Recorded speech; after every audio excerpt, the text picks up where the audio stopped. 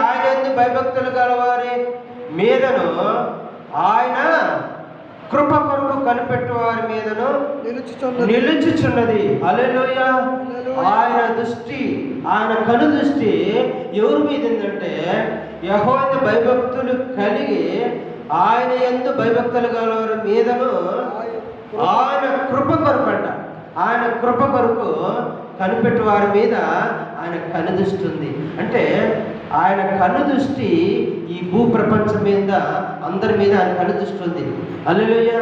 అందుకనే మనము దేవుడు వచ్చి మనము కూర్చున్నా, లేస్తున్నా, మనము పండుకున్నా, మనం ఏం చేస్తున్నా కూడా ఆయన ఈ భూప్రపంచం మీద ఆ యెహోవా కనుదృష్టి ఆయన మీద ఉంది, మన మీద ఉంది. ఆయన యెహోవా దృష్టి భయభక్తులు గల వారి మీదను ఆయన కృప కొరకు, అంటే ఆయన ఎప్పుడైతే సేవిస్తామో, ఆయన ఆరాధన చేస్తామో వాళ్ళ మీద ఆయన కనుదృష్టి ఉంది. హల్లెలూయా.